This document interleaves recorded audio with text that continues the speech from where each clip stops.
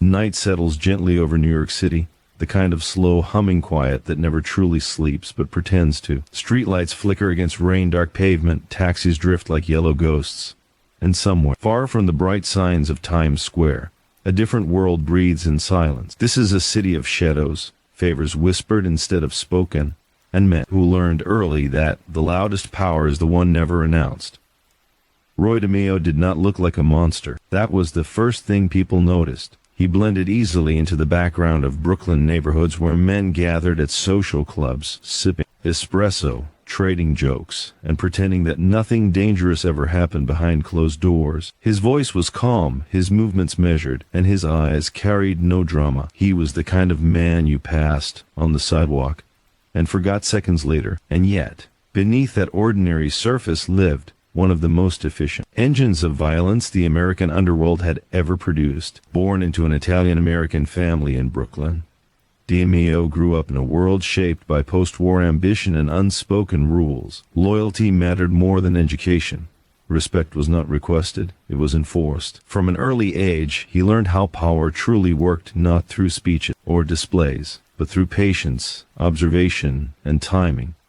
The men who survived longest were never the loud ones. They were the listeners. As New York entered the late 1960s and drifted toward the chaos of the 1970s, organized crime quietly adapted. Law enforcement pressure increased, technology improved, and the streets grew unpredictable. Old-school mobsters who once relied on public intimidation began to fade, replaced by operators who preferred invisibility. Roy DeMeo belonged to this new breed. He was not interested in headlines. He was interested in efficiency. DeMeo's rise was not sudden. It was methodical, almost boring on the surface. He started with small tasks, collections, favors, errands that tested reliability rather than strength. He proved himself not by bravado but by consistency. When something needed to be handled discreetly, he handled it. When silence was required, he delivered silence. Over time, this reliability made him valuable, and value in the underworld was the closest thing to safety. Brooklyn in the 1970s was a city within a city. Auto shops doubled as meeting points. Social clubs became offices. A handshake could seal a business deal worth millions or mark someone for disappearance. DeMeo understood this ecosystem better than most. He learned where money flowed quietly: car theft rings, insurance fraud, loan sharking, and underground businesses that thrived in economic uncertainty. Violence was not the goal. It was simply a tool, used sparingly and without emotion. What separated DeMeo from others was his approach to fear. He did not enjoy it. He did not display it. He treated it like accounting something to manage. People who crossed certain lines did not receive warnings. They simply vanished from conversations, from neighborhoods, from memory. Rumors followed, but confirmation never did. That uncertainty became his reputation. By the late 1970s, New York was a city struggling with crime, corruption, and decline. Garbage piled up during strikes. Subways felt unsafe, and entire blocks fell into neglect. For organized crime, this environment created opportunity. While politicians debated solutions, underground networks filled the gaps. DeMeo operated in this space, where chaos made discretion priceless. He built a tight circle around himself, not large enough to attract attention, not loose enough to break. Loyalty was enforced not through speeches but through shared risk. Everyone knew the cost of betrayal, even if no one spoke it aloud. This structure allowed operations to run smoothly, almost quietly, even as profits increased. What made DeMeo particularly dangerous was his emotional detachment. He did not see enemies as people, he saw them as problems. Problems required solutions, not anger. This mindset allowed him to function without hesitation. In a world where hesitation meant exposure, his calm became a weapon. Law enforcement sensed his presence long before they understood his scale. Tips surfaced, names whispered, but evidence remained thin. Witnesses forgot details. Paper trails vanished. Associates refused to talk. DeMeo existed like a shadow behind brighter figures, absorbing none of the spotlight but controlling much of the movement. At night, when the city quieted, his world became even more efficient. Meetings happened quickly. Decisions were made without debate. There was no need for grand gestures. The system ran itself, guided by a man who preferred control over recognition. Yet even in silence, pressure builds. The underworld never truly rests. Trust erodes. Alliances shift. And as the 1980s approached, the environment that had allowed DeMeo to thrive began to change. Federal investigations grew smarter. Internal suspicions crept closer. The quiet world he mastered started to feel smaller, tighter, like walls slowly closing in. Still, Roy DeMeo remained what he had always been: calm, deliberate, invisible. While others panicked, he adapted. While others spoke too much, he spoke less. The noise of New York roared around him, but he stayed silent behind it, convinced that silence itself was protection. And for a long time, it worked. The city learned to whisper at night. New York after midnight carried a different rhythm, slower, heavier, almost hypnotic. Radios murmured behind closed doors. Neon signs buzzed faintly. And the streets belonged to those who understood timing. In this quiet, power moved without announcement. Roy DeMeo understood that true control was never rushed. It unfolded patiently, like a shadow stretching across a wall as the light dimmed. By the early 1970s, the underworld was no longer a place for reckless displays. The old era of public intimidation had grown dangerous. Cameras appeared on corners. Wiretaps crept into conversation. The men who survived learned to operate between moments, slipping through cracks in attention. DeMeo refined this art. He turned routine into camouflage and predictability into armor. His days followed patterns that seemed harmless. Morning coffee at familiar spots.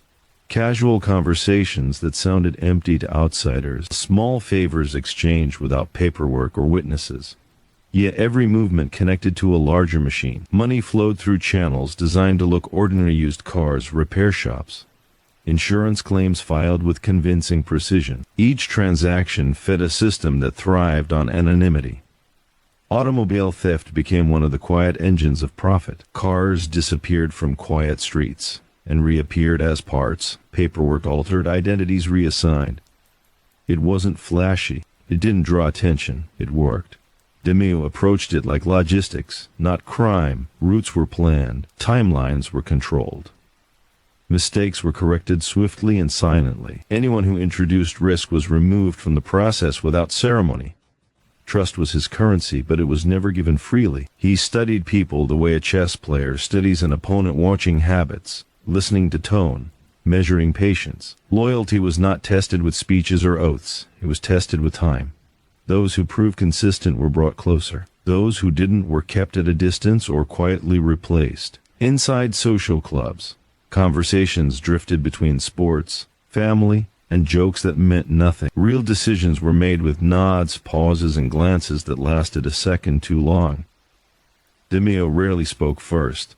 He listened. Listening revealed desperation, ambition, fear, weaknesses that could be managed or exploited depending on need. Violence, when required, was never emotional.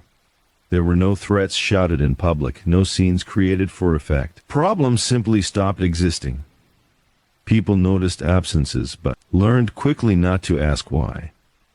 Silence filled the gaps where explanations might have been. In the underworld, silence was not empty. It was heavy with understanding. As profits increased, so did attention from unseen observers. Law enforcement patterns shifted. Investigators started to connect dots that once seemed unrelated. Insurance claims stacked up. Stolen vehicles followed familiar routes. Names appeared repeatedly in reports without ever standing out. DeMeo felt the pressure but did not react publicly. Panic was noise, and noise attracted danger. Instead, he refined. He shortened chains of communication, reduced exposure. Meetings became fewer and more controlled. Information traveled only as far as necessary. Each person knew only their role, never the full picture. This compartmentalization protected the core while allowing the outer layers to absorb impact. The neighborhoods themselves seemed to participate in the secrecy. People looked away instinctively. Store owners minded their business. Neighbors learned that forgetting was safer than remembering. This collective quiet allowed operations to continue without friction. Fear did not need to be reinforced. It was already understood. Yet even the calmest systems developed cracks. Greed entered conversations quietly, wearing friendly faces. New players wanted faster profits, louder recognition. They underestimated the cost of attention. DeMeo saw these impulses early. He recognized when ambition crossed into liability. Those who couldn't control themselves were gently pushed aside or erased from consideration altogether. Inside his circle, discipline was strict but unspoken.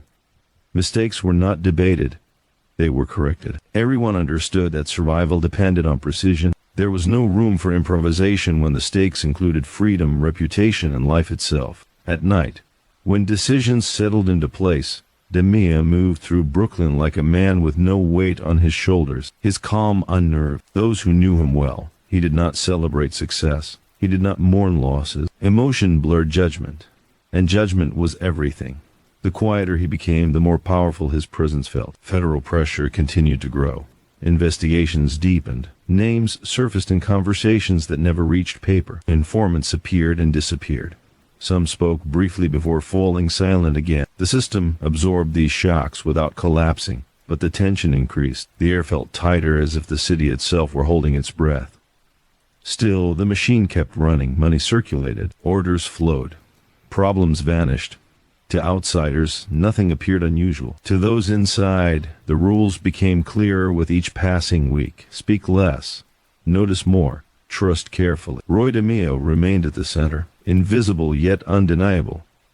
He did not chase power. Power settled around him naturally, drawn to his control, his patience, his refusal to be seen. In a world addicted to noise, he mastered quiet, and as the city drifted deeper into the turbulent years ahead, that quiet began to feel less like protection and more like a warning, soft, steady, and impossible to ignore. The streets changed as seasons turned, but the rules beneath them stayed the same. Power favored those who adapted without drawing attention. In the mid-1970s, New York felt heavier, its air thick with uncertainty, its nights longer, its patience thinner. Economic pressure pressed down on neighborhoods, and desperation quietly rewired people's morals. For men who understood how to exploit silence, it became a landscape of opportunity. Roy DeMeo moved through this environment with practiced restraint. He understood that chaos made people careless, and carelessness revealed opening. While others reacted emotionally to shifting conditions, he treated change like weather, unavoidable, manageable, never personal. He adjusted routes, refined methods,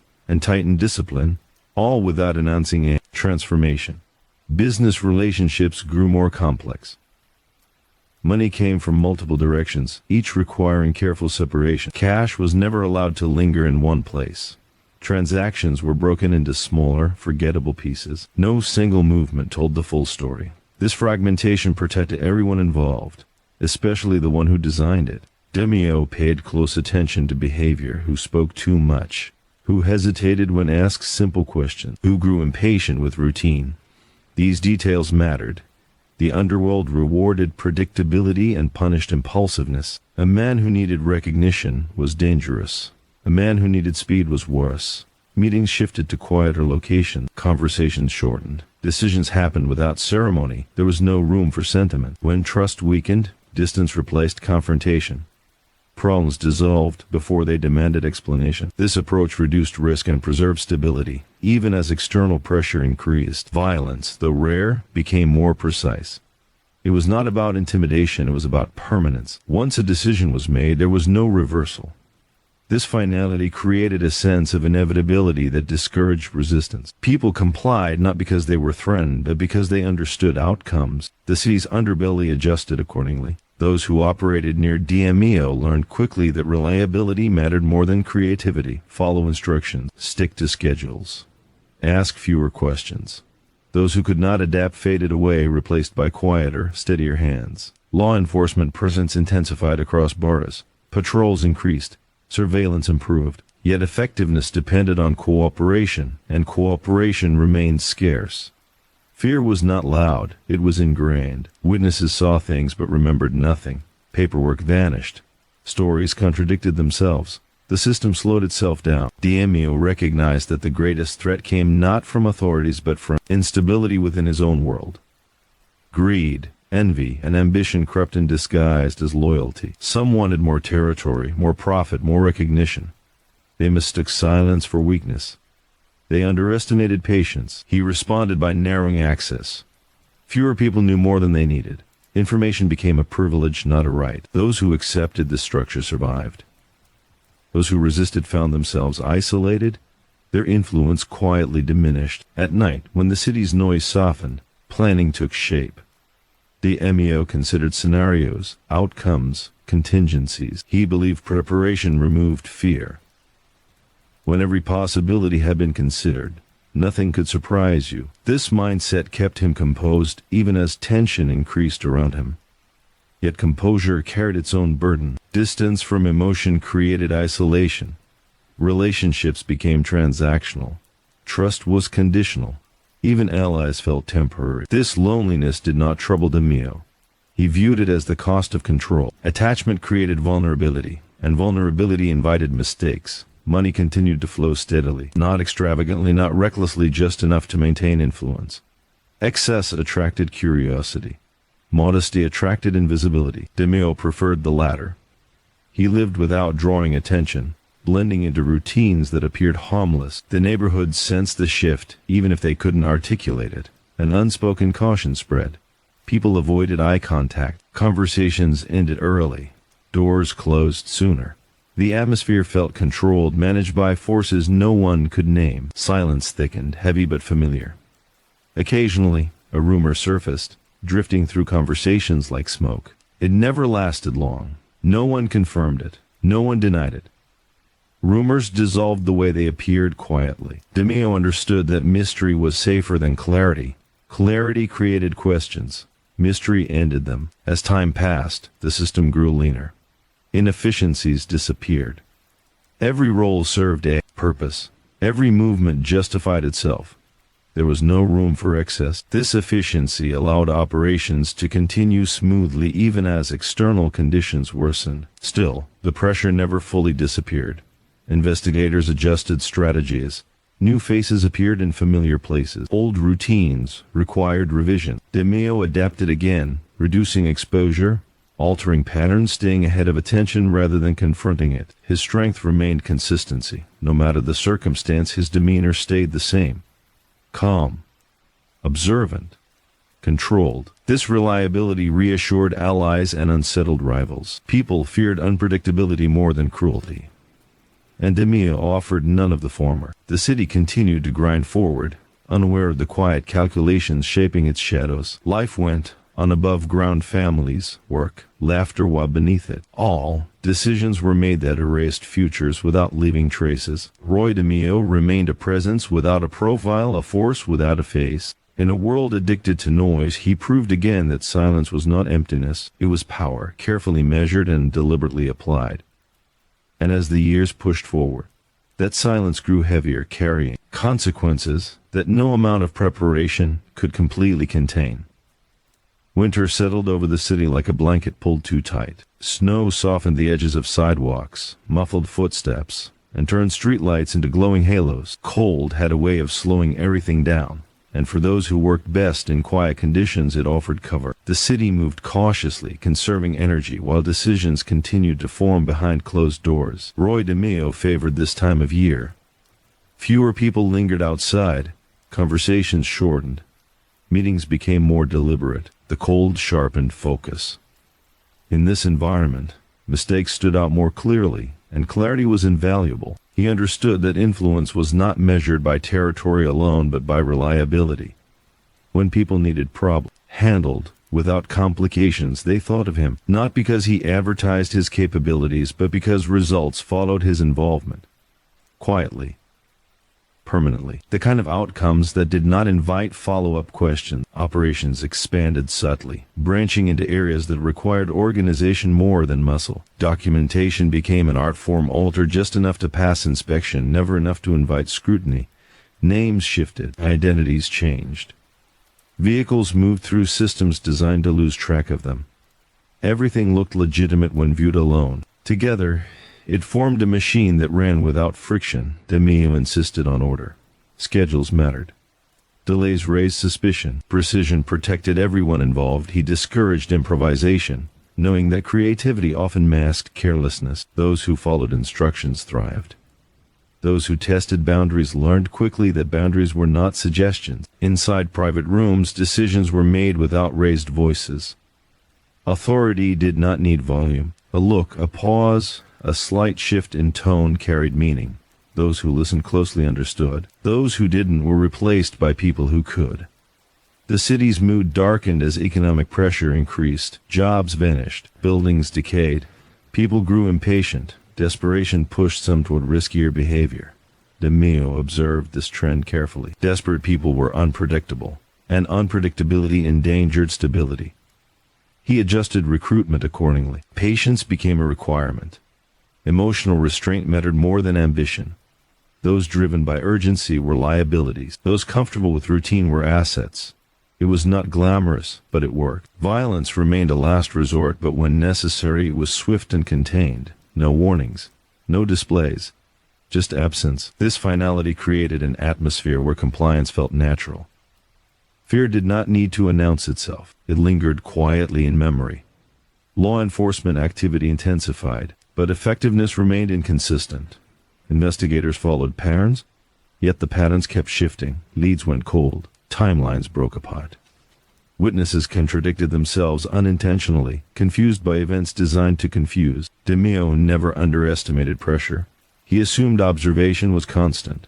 This assumption shaped his behavior. He avoided excess. He avoided repetition. He avoided predictability. Even routines were adjusted periodically, not dramatically, just enough to disrupt expectation. Trust inside his circle was maintained through shared discipline, rather than affection. Personal lives stayed separate. Curiosity was discouraged. Information flowed downward, never sideways.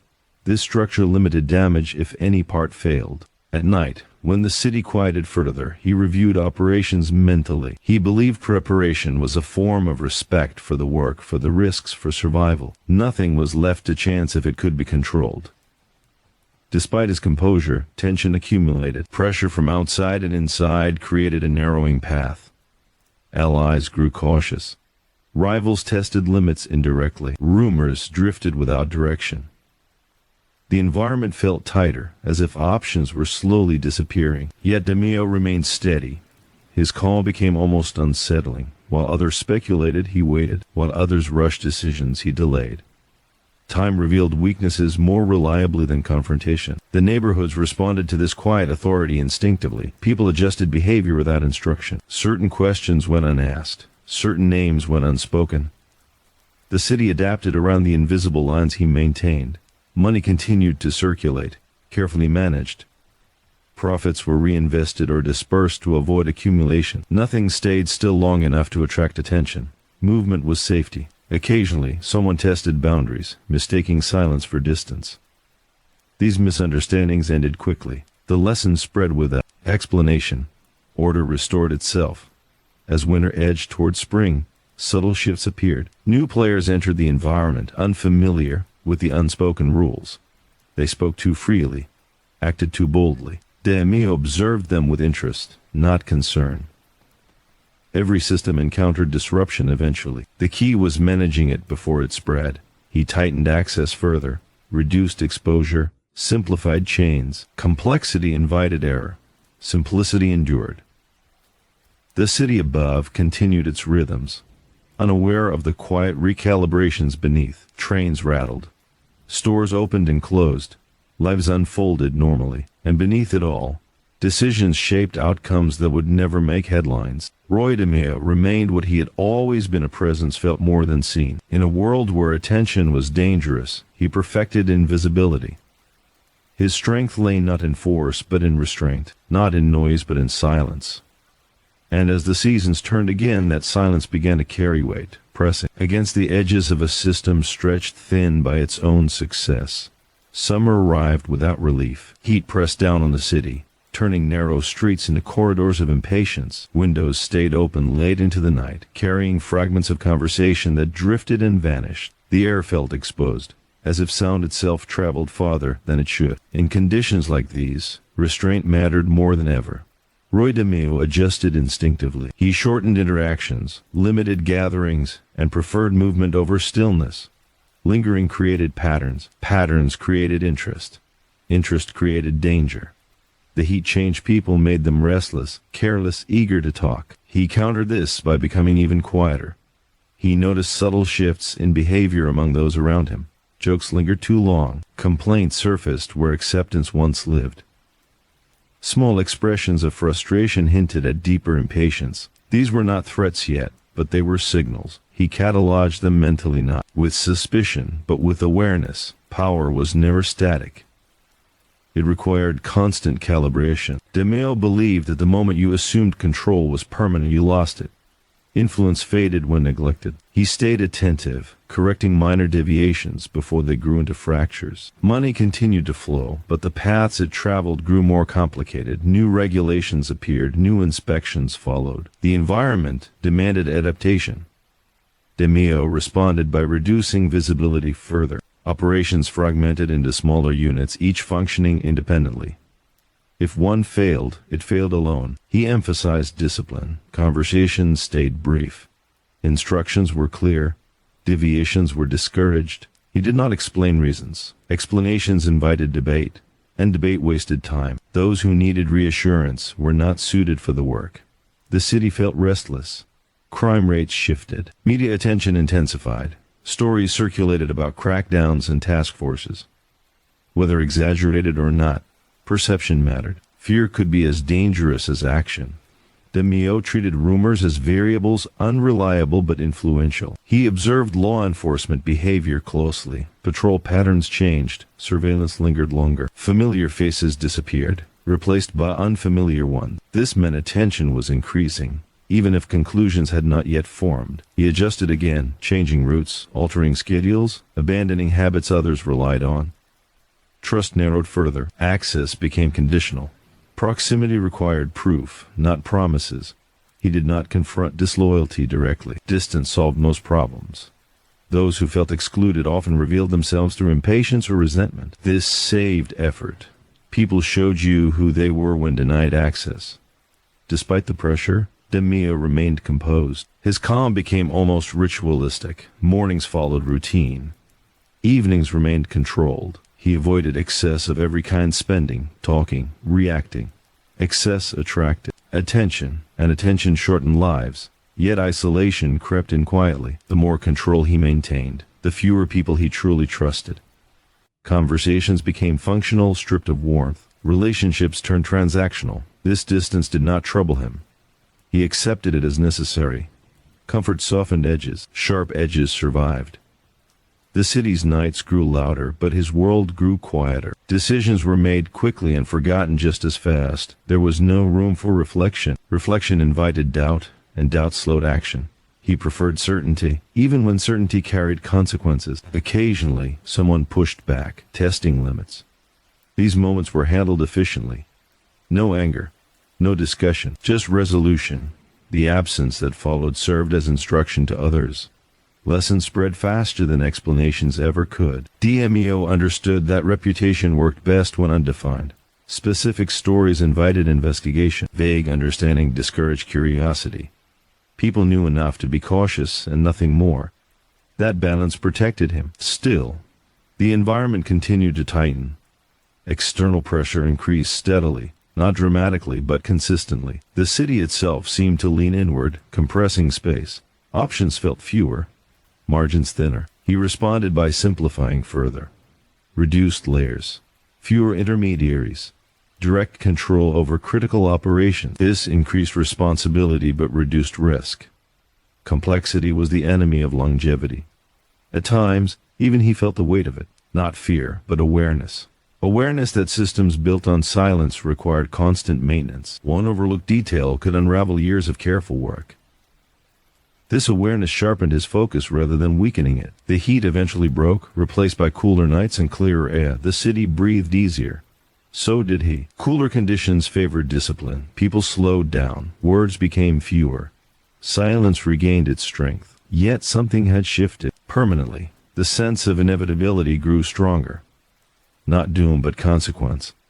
Every decision carried more weight now. Every choice echoed longer. The margins for error narrowed. DeMeo accepted this without resistance. He had always understood that paths like his did not widen with time. They narrowed. Survival depended on balance, restraint, and the ability to let go when necessary. He remained vigilant, composed, and distant. The city continued around him, unaware of the calculations shaping its shadows. Above ground, life went on as always. Below it, silence deepened. Roy DeMeo stayed exactly where he needed to be, unseen, controlled, and listening. In a world that rewarded noise, he persisted through quiet, knowing that the loudest endings often began without a sound. Autumn arrived with a measured calm, the kind that made the city feel briefly organized. Leaves collected along curbs, routines returned, and people spoke a little less. The air cooled and sharpened attention. It was a season that favored calculation, and calculation favored those who already lived by it. Roy DeMeo noticed the subtle shift immediately. Cooler nights brought clearer thinking. Impulsive energy receded. Schedules tightened. He leaned into this rhythm, aligning movement with the city's slower pulse. When the environment cooperated, efficiency improved. He spent more time listening than speaking, absorbing fragments of information that drifted through trusted channels. These fragments were never complete, never direct. They didn't need to be. Patterns formed from repetition, and repetition revealed direction. He adjusted operations accordingly, not reacting to events but anticipating them. The structure he maintained depended on predictability without routine. Each task followed a logic, but never the same sequence twice. This balance prevented complacency. People stayed alert. Alert people made fewer mistakes. Money moved through quieter paths now, not because profits declined, but because exposure carried greater risk. Cash was divided, relocated, reassigned. Nothing lingered. Movement disguised intent. Stillness invited scrutiny. DeMeo's expectations were simple but absolute. Precision mattered. Discretion mattered more. Anyone who confused urgency with importance found themselves sidelined. He did not raise his voice. He did not threaten. His disapproval showed in distance, and distance carried consequences. Inside private spaces, decisions unfolded without friction. There were no arguments, only confirmations. Authority did not require validation. It existed because it functioned. People followed because results protected them. The city's institutions struggled to keep pace with its problems. Bureaucracy slowed response. Resources stretched thin. Attention scattered. This fragmentation created blind spots, and blind spots created opportunity. DeMeo navigated these gaps carefully, never lingering long enough to be noticed. Yet even opportunity carried danger. The more efficient the system became, the more fragile it felt. Success tightened the margins. Every gain increased scrutiny. DeMeo accepted this tension as unavoidable. Control was never comfortable. He began to reduce exposure further, not out of fear but strategy. Fewer meetings, shorter conversations, clearer instruction. The less said, the less remembered. The less remembered, the less recorded. Trust became increasingly conditional. Familiar faces did not guarantee access. History mattered less than behavior. He believed loyalty was proven daily, not earned once. This philosophy kept the system lean and adaptable. At night, he reviewed outcomes rather than intentions. What happened mattered more than why. Excuses did not correct damage. Adjustments did. He believed in accountability without drama. Errors were corrected quietly without spectacle. The neighborhoods reflected this controlled tension. People sensed boundaries without seeing them. Certain places felt off-limits. Certain questions ended conversations. The city learned to cooperate with silence. Occasionally, pressure surfaced unexpectedly. A routine disrupted. A familiar path closed. A trusted intermediary hesitated. These moments required immediate recalibration. DeMeo responded with patience, never forcing resolution. Time revealed solutions more reliably than confrontation. He understood that the greatest risks often came from success itself. Comfort dulled awareness. He resisted comfort. His habits remained restrained. His lifestyle stayed unremarkable. Blending into normalcy was a form of armor. As weeks passed, the environment grew more complex. New alliances formed quietly. Old ones weakened without announcement. Influence shifted subtly, like weight redistributed across a structure. DeMeo observed without interfering unnecessarily. Interference exposed intention. Observation preserved options. He maintained control by limiting dependencies. No single operation supported the whole. No single person held critical knowledge. Redundancy prevented collapse. Isolation prevented betrayal. Despite this discipline, isolation deepened. Conversations grew purely functional. Trust narrowed to necessity. Emotional distance expanded. This isolation did not disturb him. He viewed it as evidence of clarity. Attachment blurred judgment. He chose clarity. The city moved on, unaware of the quiet recalibrations shaping outcomes behind closed doors. People lived ordinary lives above ground, untouched by decisions made in silence. That separation reinforced his belief in invisibility. The less overlap, the safer the system. As autumn edged toward winter, the pressure did not ease. It redistributed. Attention shifted. Focus sharpened. DeMeo prepared for tighter conditions, knowing that constraint revealed character. Systems survived stress only if built for it. He remained composed, measured, deliberate. His presence did not announce itself. It settled into spaces naturally unremarkable, and therefore overlooked. This invisibility remained his greatest asset. In a city defined by motion and noise, Roy DeMeo continued to operate in the margins, where silence carried meaning and restraint shaped power. The path ahead narrowed further, but narrowing paths favored those who could walk them without hesitation. The first cold rain of the season washed the streets clean, leaving reflections where certainty used to be. Water gathered along the gutters, carrying away debris and disguising footsteps. The city moved under umbrellas and lowered collars, faces turned inward. It was the kind of weather that rewarded those who planned ahead and punished those who reacted too late. Roy DeMeo favored preparation over reaction. He believed the future announced itself quietly, through patterns that only patience could hear. As the city adjusted to shorter days, he refined his own movements. Routes changed, timing shifted, familiar places became temporary. Permanence was an illusion best avoided. He noticed how pressure altered people. Some became reckless, mistaking urgency for courage. Others withdrew, conserving energy and words. He aligned himself with the latter. Calm endured. Noise burned out quickly. He had seen it too many times to doubt it. Business continued, but the emphasis shifted from expansion to preservation. Growth invited attention. Stability invited survival. DeMeo trimmed excess, reducing exposure where profit margins had once justified risk. He understood that longevity depended on choosing what to abandon as much as what to protect. Conversations became even shorter. Instructions were delivered plainly, without context or explanation. He expected comprehension, not agreement. Those who needed reassurance revealed weakness. Weakness created variables. Variables invited error. The city's institutions struggled under their own weight. Competing priorities diluted focus. Investigations overlapped and interfered with one another. This inefficiency created cover, but only for those who moved lightly. Heavy footprints left trails. DeMeo avoided weight. He traveled through systems like water, filling gaps without disturbing the surface. He paid attention to absence. When a familiar name stopped appearing, when a routine shifted with explanation, when a silence lingered too long, these were signals.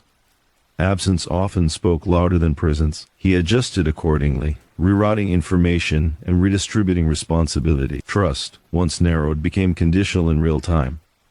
It could be granted, suspended, or withdrawn without ceremony. He believed loyalty was situational, not sentimental. Circumstances changed.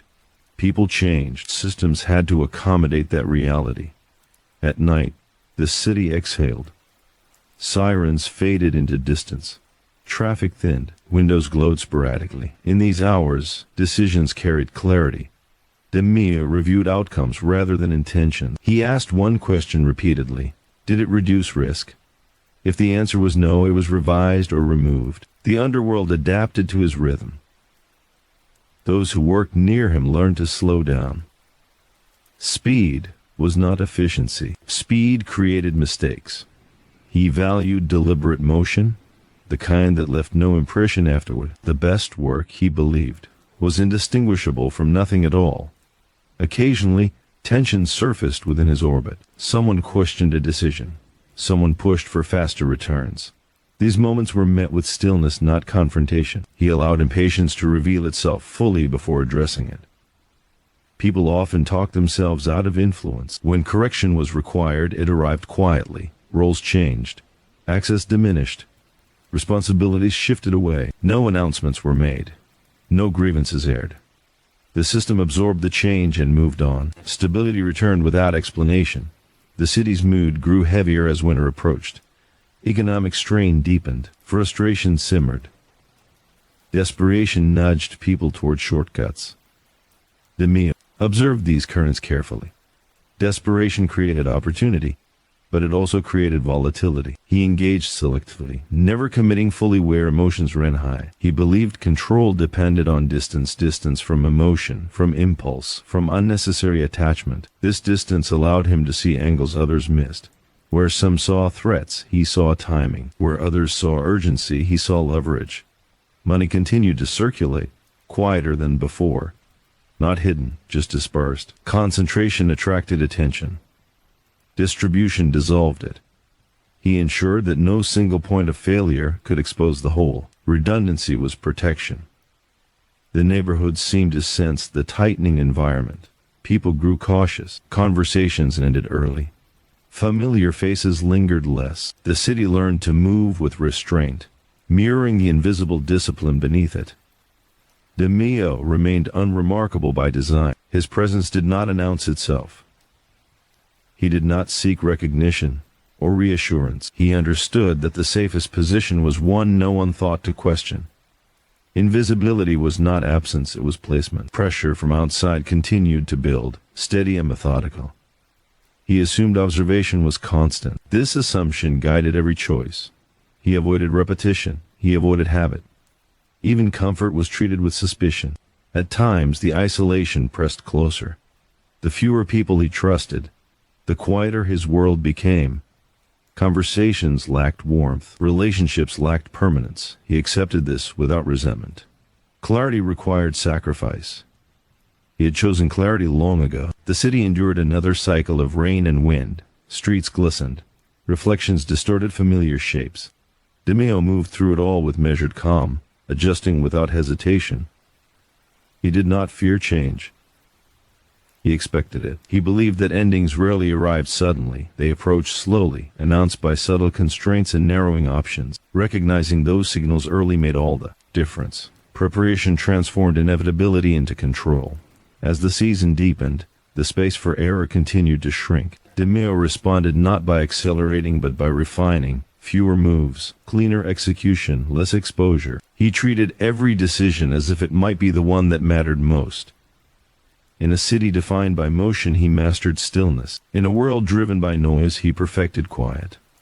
Roy DeMeo remained where he had always been, just out of sight, listening carefully, adjusting patiently, and walking a narrowing path without breaking stride. Winter's shadow lingered long into the city, and the streets seemed smaller than usual. Snow packed into corners, making alleys quieter, softer. Footsteps echoed differently, and streetlights glinted off icy surfaces, highlighting imperfections others overlooked. For Roy DeMeo, these conditions were not obstacles, they were camouflage. The colder and quieter the night, the easier it was to move without leaving traces. Operations had grown in complexity, but so had his understanding of the environment. He never acted out of impulse. Every decision had weight, every action a calculated impact. It was not enough to succeed. Success had to leave no footprint. The city's chaos provided cover, but only if one respected its rhythm. DeMeo's attention was meticulous. Patterns of activity, repeated behaviors, minor inconsistencies, all were cataloged mentally. He did not write them down. Writing created evidence. Instead, he memorized, noted, and anticipated. By the time anyone realized a change had occurred, it had already been absorbed seamlessly into the system. The people around him were carefully observed. Some sought recognition, some tested boundaries, some faltered under pressure. Each revealed character through subtle actions, a hesitation, a glance, a choice to speak or stay silent. DeMeo trusted these signals over words. Words were unreliable. Actions were definitive. Trust had become conditional, flexible, and highly selective. Only those who proved consistent over months were allowed deeper access. Even then, access could be rescinded without announcement. The system required adaptability, and adaptability depended on detachment. At night, when the city seemed to hold its breath, DeMeo reviewed operations mentally. He considered contingencies, accounted for unexpected changes, and anticipated pressure from outside. His mind functioned as a control room, constantly adjusting dials that nobody else even knew existed. The efficiency of this mental system allowed the physical world to appear calm, even orderly, when in truth it moved precisely because of calculated intervention. The heat of summer had long passed, but its lessons remained. People who acted quickly and spoke too loudly drew attention. Those who waited, who listened, who allowed time to shape their reactions, endured. DeMeo rewarded patience. He removed impulsiveness. This created a culture of predictability within chaos. Money continued to circulate quietly, not through flashy schemes, but through small, deliberate channels designed to mask impact. Transactions were distributed, layered, fragmented. Risk was minimized. Exposure was minimized. Profit remained significant, but never concentrated. This created safety. Concentration was vulnerability. Neighborhoods reflected the balance of fear and respect. People knew the boundaries without being told. Certain streets, certain blocks, certain faces were off limits or approached with caution. That caution was self-enforced. Authority need not be demonstrated. It only needed to exist. And in the spaces DeMeo influenced, authority existed quietly, like air. It could be felt but not touched. Occasionally, moments of tension surfaced. A trusted associate misjudged a situation. A new participant acted too boldly. These incidents were handled without spectacle. Adjustments were made, and the system resumed its rhythm. No one learned of the correction. The lesson spread through example alone, silently reinforcing behavior without drawing attention. Law enforcement attention remained a constant factor. Patrols, investigations, and inquiries were never absent, but their effectiveness depended on information, and information was scarce. Witnesses remembered differently than events had occurred. Reports conflicted. Timelines fractured. DeMeo exploited these inconsistencies, ensuring his operations were buffered from external interference. His own isolation deepened. Emotional detachment allowed clarity but reduced intimacy. Relationships existed only where function demanded them. Affection and sentiment were liabilities. Detachment sharpened judgment, reduced exposure, and ensured efficiency.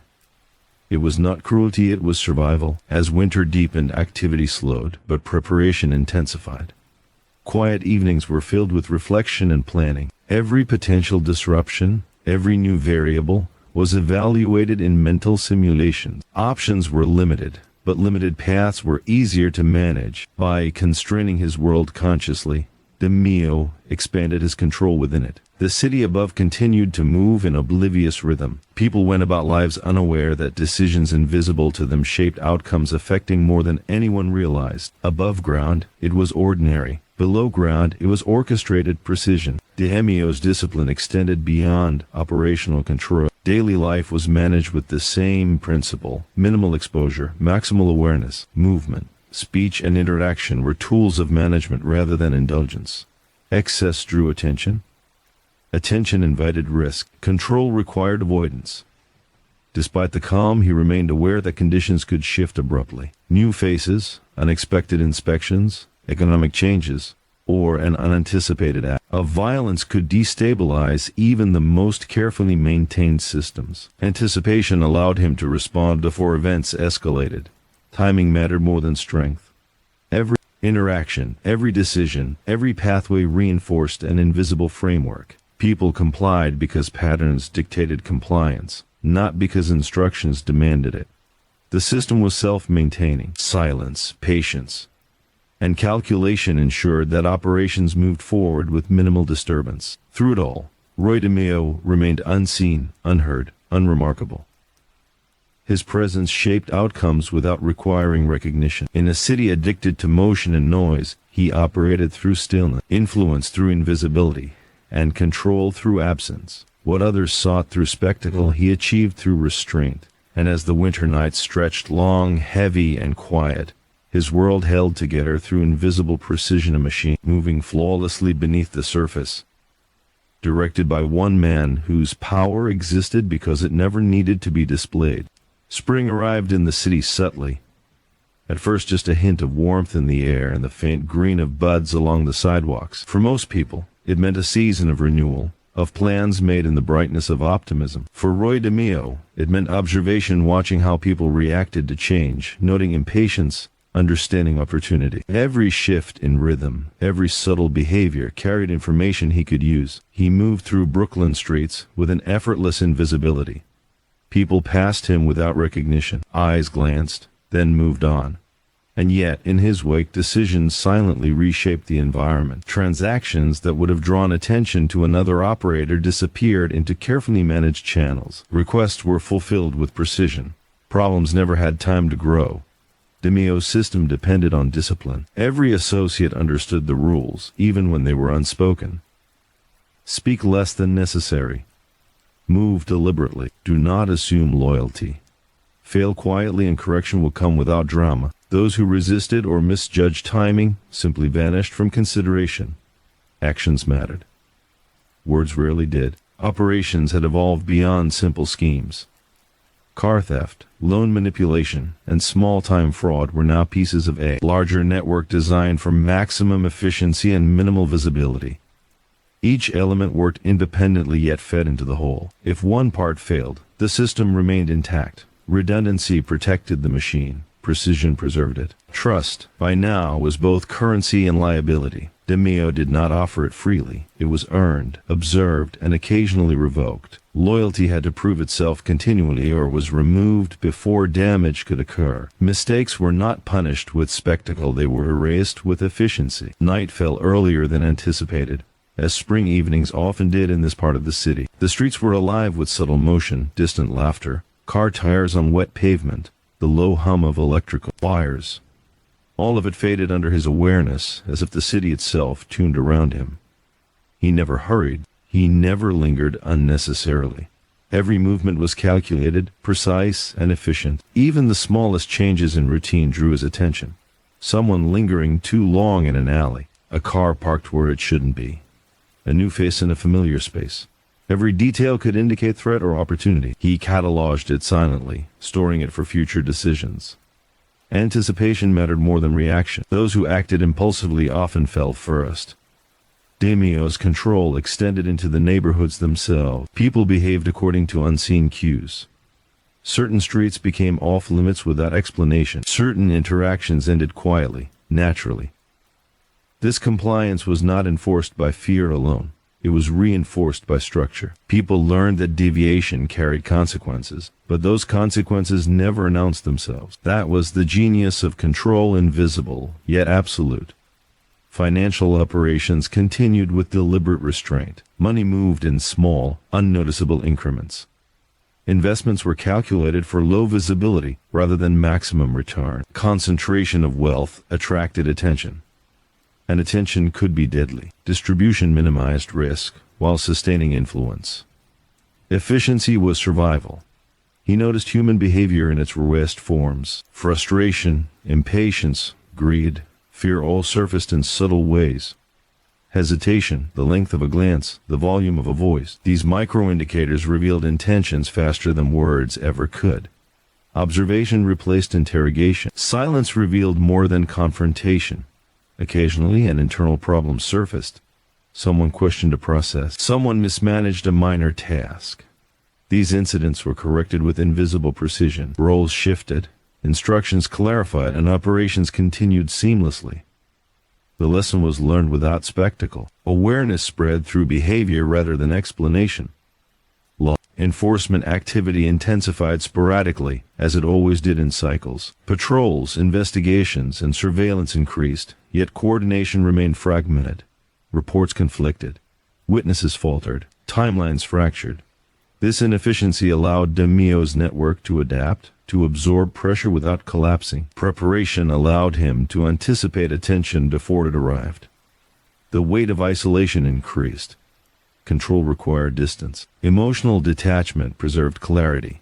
Relationships existed only for function, never comfort. Even allies were measured and limited. Attachment introduced risk. Discipline demanded detachment. In quiet moments, he reflected on patterns and contingencies. Each minor success reduced exposure risk. Each avoided mistake reinforced stability. The city above operated in ordinary rhythm, markets, families, traffic, but beneath the surface, decisions guided outcomes unseen and unremarked. Seasons shifted, people changed, but the system remained intact. Movements that appeared mundane were deliberate. Conversations that seemed casual carried coded meaning. Silence dictated behavior. Control was exercised invisibly, without spectacle, yet it governed outcomes with absolute certainty. Roy DeMeo's life continued in careful balance. Efficiency, patience, and quiet observation shaped every interaction. Survival depended not on visibility but on invisibility. Power was exercised through restraint. Influence operated through silence. He remained a force present yet unremarkable, a shadow orchestrating a world that most never realized existed. And as spring deepened, the city's pulse quickened, unaware that the invisible hand guiding much of its motion had grown steadier, more refined, and entirely unseen, because true control never needed to announce itself. It simply existed, silent, patient, and unassailable. The city seemed different in early summer, though in reality it had changed little. The air smelled of heat and exhaust, of pavement, warmed by sunlight and the distant tang of the river. Sidewalks buzzed with pedestrians, delivery trucks moved with predictable precision, and above it all, the rhythm of life carried a sense of relentless motion. For Roy DeMeo, this was both challenge and opportunity. Motion created noise, noise invited attention, and attention had to be managed or avoided entirely. DeMeo had long understood the importance of timing. Opportunities were never immediate. They arrived quietly, often unnoticed by those too eager or too distracted. Patience allowed him to recognize patterns others missed. Those who rushed sought recognition. Those who waited observed and survived. His strategy had always favored observation over action, calculation over impulse. His operations had evolved into a network of controlled complexity. Each element functioned independently yet contributed to the overall system. Cars were moved with care. Money flowed through layered transactions. People were positioned carefully, their access limited, their knowledge compartmentalized. Any failure was isolated, any mistake corrected quickly. Visibility was minimized, outcomes maximized. Trust remained a scarce commodity. Loyalty was earned daily and could be revoked silently. Deviation, whether intentional or careless, was noted and handled without spectacle. He understood that maintaining control required both precision and unpredictability. People needed to operate under clear rules, yet never fully grasped the reach of his awareness. The unknown was a deterrent more powerful than fear. DeMeo's personal discipline mirrored his operational one. He avoided unnecessary conversation. He moved through neighborhoods like a ghost, appearing only when required, vanishing without explanation. Even friends were chosen carefully, their interactions purposeful rather than indulgent. Isolation, in his view, was protection. Emotional distance ensured clarity. Attachment introduced vulnerability, and vulnerability invited mistakes. The streets themselves became an extension of his control. Certain blocks were avoided, certain individuals left unengaged. Even casual passers-by learned patterns without instruction. The environment adapted quietly to his presence. Compliance did not require intimidation. It was achieved through understanding the subtle boundaries he said never announced. Summer nights were long, but stillness remained paramount. Decisions were not rushed, even when external pressures seemed urgent. Impulsive action drew attention. Calculated patience minimized risk. Every choice was considered, every consequence anticipated. He relied on observation more than confrontation. Patterns were more reliable than promises. Occasionally, moments of tension arose. A new participant overstepped. A familiar associate faltered. A situation threatened to become visible. These were handled swiftly, invisibly. Roles were adjusted, operations rerouted, and the lesson was absorbed without drama. Silence carried authority, and consequences traveled quietly along its invisible path. Law enforcement continued its sporadic efforts to pierce the veil. Patrols increased. Investigations began, and reports circulated. Yet the fragmented nature of enforcement, coupled with the efficiency of his operations, created a buffer. Evidence remained minimal, witnesses unreliable, and attention diffused. DeMeo leveraged the gaps and ensured his system continued unbroken. Financial flow remained deliberate. Profits were substantial, yet carefully distributed. Concentration attracted scrutiny. Distribution mitigated risk. Funds moved through layers, obscured yet traceable to those who needed them, invisible to those who didn't. Efficiency and discretion were always intertwined. DeMeo observed human behavior constantly. Hesitation, boldness, impatience, and caution revealed more than words ever could. Those who acted recklessly were managed. Those who demonstrated patience were elevated. Observation, coupled with discreet correction, maintained order without exposure.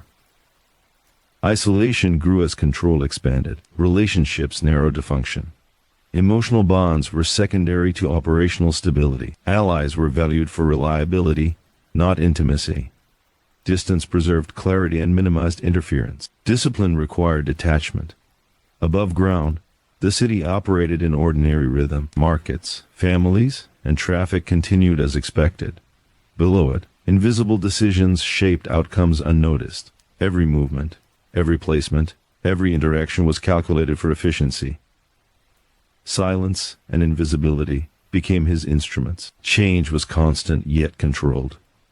New faces appeared, routines shifted, and economic pressures evolved. DeMeo adapted preemptively.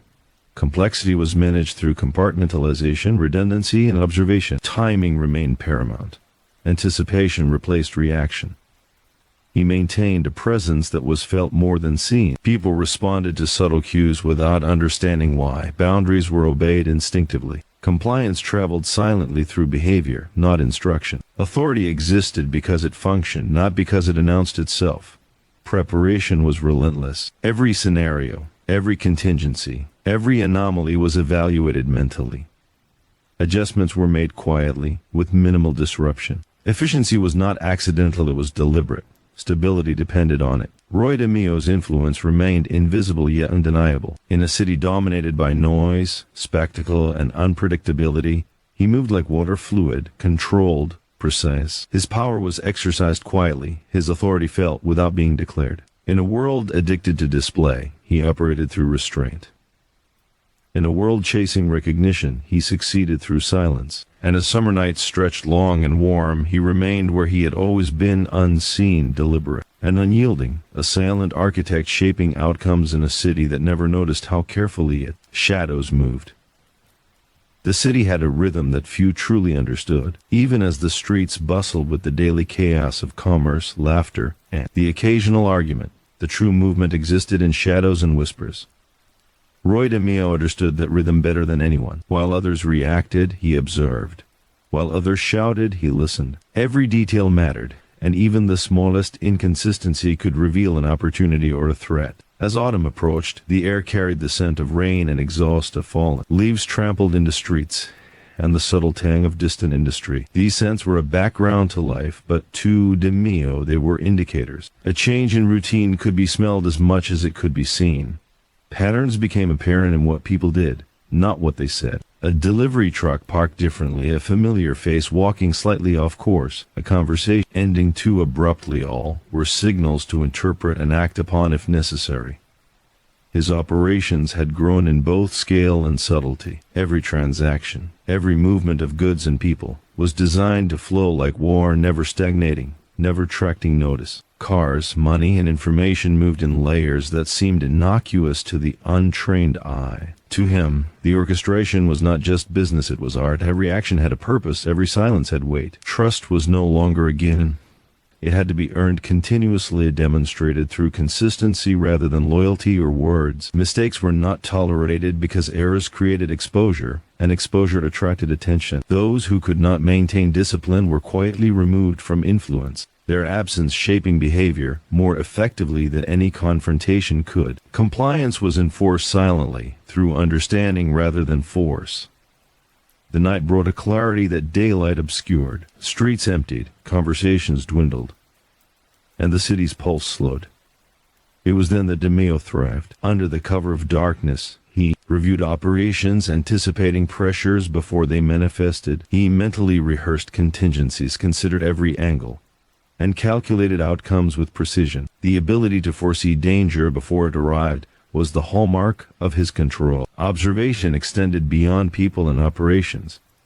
He noticed the smallest details, patterns in patrol schedules, subtle changes. in neighbors' routines, minor adjustments in commercial activity. Even seemingly trivial shifts could indicate risk or opportunity. Every piece of information, no matter how small, was cataloged mentally and cross-referenced with prior observation. This invisible system allowed him to predict events before they escalated. Human behavior fascinated him. Impatience, ambition, and fear revealed themselves more clearly in microactions than in conversation. The tilt of a head, the hesitance before speaking, the order in which tasks were completed all carried meaning. By understanding these nuances, he could manage outcomes without ever issuing a direct command. Correction was applied subtly, often without the subject realizing they had been guided. Financial operations continued with methodical precision. Cash moved in small increments through carefully constructed channels. Concentrating resources drew unnecessary scrutiny. Distribution reduced risk while maintaining influence and stability. No transaction was left to chance, no exposure left unmitigated. Profit and discretion were intertwined, each reinforcing the other. Isolation became both a shield and a tool. Relationships existed solely for function, never for sentiment. Detachment preserved clarity and reduced vulnerability. Allies were measured for reliability, not friendship. Emotional distance was not coldness, it was survival. Clarity demanded it. The more control he maintained, the fewer people truly entered his inner circle, and the safer the system remained. Even as operations expanded, the city above remained oblivious.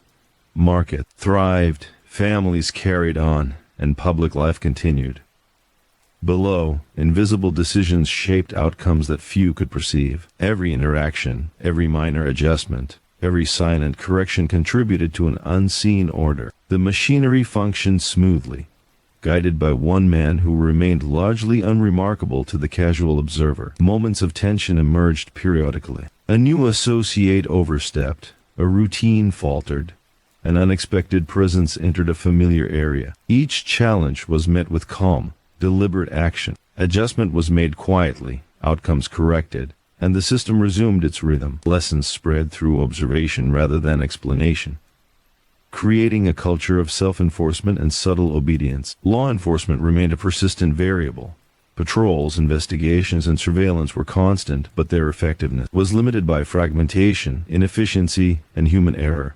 DeMeo exploited these weaknesses, ensuring that attention was absorbed without compromise. Evidence remained minimal, timelines fractured, and scrutiny diffused. His operations continued unbroken despite external pressure. Preparation was relentless. Every potential disruption, every anomaly, every new variable was considered in advance. Adjustments were implemented preemptively, with minimal disruption to ongoing operations. Efficiency and safety were prioritized over speed or visibility. Precision dictated every choice, and anticipation prevented mistakes before they could manifest. Through it all, DeMeo's presence remained understated but undeniable. People followed his cues without realizing it. Boundaries were respected instinctively, and compliance traveled silently through behavior rather than instruction. Authority existed because it was effective, not because it was announced. Silence, patience, and observation maintained power without spectacle. The seasons changed, as they always did, and with them came new variables. Yet the system endured, refined, through repetition and careful management. Change was constant but controlled. Complexity was compartmentalized, and timing was everything. Anticipation replaced reaction, observation replaced intervention, and discretion replaced display. Roy DeMeo's life was a study in restraint and control. Every action served a purpose, every movement was deliberate, and every relationship was measured for utility. He thrived in invisibility, influenced outcomes through silence, and maintained authority without announcement. In a city addicted to noise, he mastered quiet. In a world chasing recognition, he achieved power through absence. Survival, efficiency, and control defined every choice, and through it, he remained unchallenged, unremarkable to those who could not perceive the depth of his orchestration. And as the city moved into long autumn nights, he remained steady, unseen, and deliberate. A silent force shaping events with precision, patience, and unyielding discipline. The city had a rhythm all its own, a pulse that most people felt only in fragments. Morning rushes, street vendors calling, subways rattling, each motion seemed ordinary, predictable. Yet to Roy DeMeo, every sound, every shift in movement carried significance. Patterns emerged where others saw chaos. He thrived in spaces where ordinary lives masked invisible structures of control. The city spoke quietly, and he was fluent. Autumn deepened, and the days grew shorter. Shadows extended along sidewalks, twisting familiar streets into corridors of ambiguity. People adjusted naturally, hurrying or hesitating as the light dictated. DeMeo observed without visible presence, moving with an invisible footprint. Every encounter, every interaction was measured. He left nothing to chance. Operations had become a sophisticated web. Cars, cash, and people moved in coordinated patterns designed to minimize risk. Each element functioned independently but fed into a cohesive whole. Failures were absorbed, errors corrected, and outcomes maintained seamlessly. Control relied on both precision and invisibility. The city never needed to notice. What mattered was that the system operated flawlessly beneath its awareness. Trust was rare, fragile, and conditional. Even longtime associates were evaluated continuously. Behavior determined access more than loyalty or history. A misstep, no matter how minor, could quietly alter a person's standing. These adjustments were subtle yet effective. The system taught lessons silently. Compliance emerged naturally without confrontation or threat. Silence became a language in which authority was communicated more effectively than words ever could. DeMeo's attention extended beyond operational concerns. He observed people in the micro details of behavior, hesitation before action, the sequence of mundane tasks, brief glances exchanged. These small cues revealed intentions and temperament. He acted not on what people said, but on what they could not conceal. Observation replaced confrontation. Correction was discreet, swift, and permanent. The night offered clarity. Streets emptied, businesses shuttered, and the city's pulse slowed. DeMeo used his time for analysis and planning, mentally rehearsing contingencies for every scenario. Anticipation, not reaction, defined his approach. Decisions were calculated, executed deliberately, and observed for results. Mistakes were minimized, risk reduced, and outcomes ensured. Financial management remained methodical. Cash flowed in increments, never accumulating visibly in one place. Distribution minimized scrutiny, while keeping influence intact. Every transaction, every transfer, was carefully designed to maintain stability and operational discretion. The intertwining of efficiency and invisibility was key. Profit without exposure ensured longevity. Isolation was both strategy and shield. Relationships existed for function, not affection. Emotional detachment allowed clear judgment and reduced vulnerability. Allies were evaluated constantly, not trusted blindly.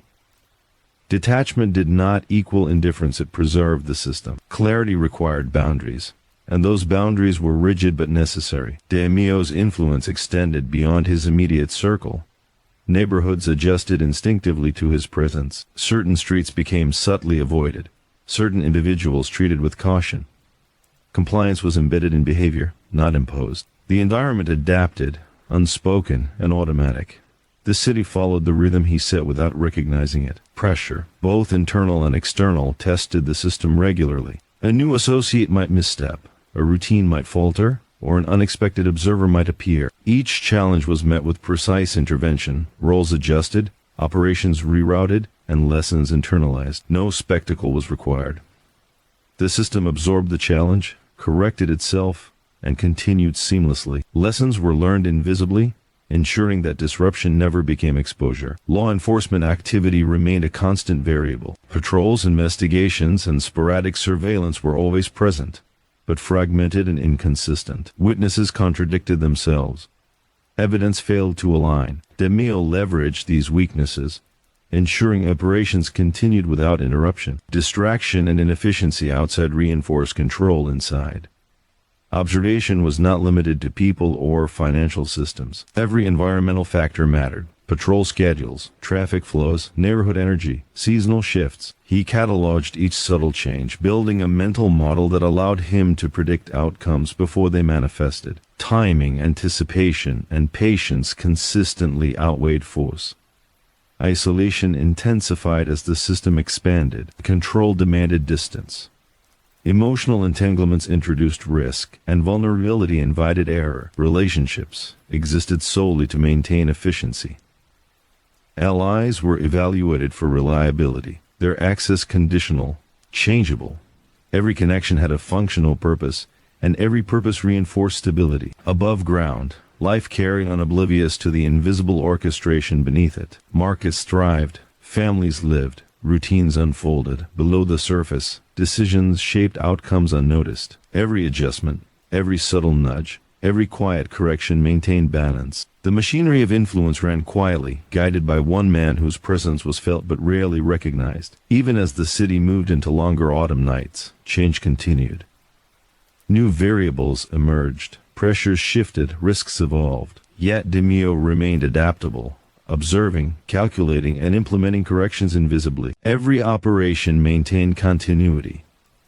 Every system continued to function under the radar. Roy DeMeo's world was one of quiet authority, disciplined observation, and invisible control. He mastered the art of influence without spectacle, authority without announcement, and power without recognition. Survival, efficiency, and precision guided every choice. In a city defined by noise and motion, he operated through stillness, his actions shaping outcomes while remaining unseen. And as the nights deepened and the air turned crisp, he remained unshaken, a silent architect maintaining order in a world that moved fast and noticed little, entirely reliant on his patience, his discretion, and his unwavering control. The city seemed to hum differently during early winter, as frost settled in corners, and the air grew sharp and biting. Streets were quieter, litter muted beneath the cold, and the evening fog hung low, diffusing streetlights into halos that blurred the familiar.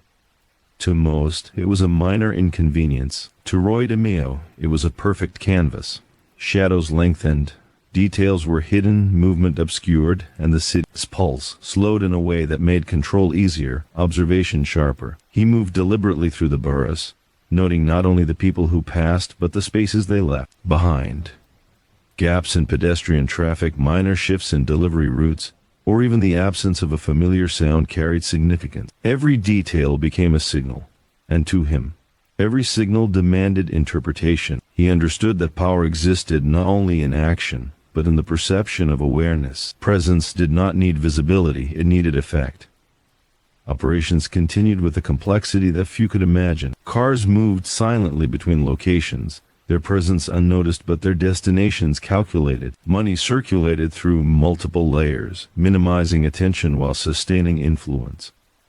Instructions were clear but brief. Over-explaining was a weakness. Brevity reduced error. Tasks were carried out efficiently, and oversight ensured precision without micromanagement. Control depended on subtlety. Spectacle was avoided. Trust remained conditional, constantly evaluated. Allies were measured not by words or history, but by consistency of action. Small errors, hesitation, or deviation were monitored. Consequences were applied quietly, through adjustments to roles or access, never through confrontation. This invisible enforcement created a culture of compliance, one where mistakes taught lessons without attracting attention. The system regulated itself, guided by discipline rather than fear. Observation extended beyond people to patterns of the city itself. Patrol routines, shifts in neighborhood activity, and subtle changes in commercial operations provided data. Each anomaly was noted, cross-referenced against previous trends, and considered in mental simulations of possible outcomes. Anticipation, not reaction, defined his strategy. By the time a situation seemed urgent to others, he had already absorbed it into the system. Financial operations were carefully orchestrated. Cash flowed in measured increments, distributed to prevent accumulation that might attract scrutiny. Investments were layered, dispersed, and rotated through trusted channels. Concentration of resources increased vulnerability, distribution maintained security. The balance between profitability and invisibility was never accidental.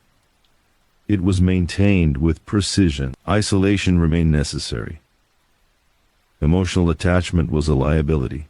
Relationships existed solely for function. Distance preserved clarity, reduced exposure, and ensured operational integrity. Allies were assessed continuously, their access evaluated and adjusted based on performance. Engagement was deliberate. Presence was strategic.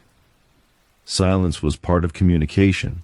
The night offered clarity that daylight could not. Streets emptied, commerce slowed, and the city's pulse diminished. In these hours, DeMeo reviewed operations mentally, anticipating pressure, evaluating contingencies, and ensuring no loose ends remained. Timing was paramount. Every choice was calculated, every movement intentional. Mistakes were minimized because preparation absorbed error before it could manifest. Even within his trusted circles, behavioral cues were constantly monitored. Hesitation, overconfidence, or impulsive action revealed patterns that words often concealed.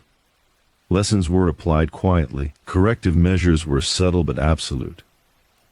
The system adapted, and compliance became instinctive rather than enforced. Those who struggled did not announce their failure. They quietly receded from influence, teaching others through absence. Law enforcement remained a constant factor, but one that could be anticipated. Fragmented, inefficient, and distracted, their efforts were absorbed into the system without disruption. Patrol patterns, sporadic investigations, and unreliable witnesses allowed him to maintain a buffer of security. Observation replaced confrontation. Adaptation replaced reaction. Environmental awareness extended beyond humans. Seasonal shifts affected behavior. Streets grew slippery, foot traffic altered, deliveries delayed. Even minor changes informed strategy.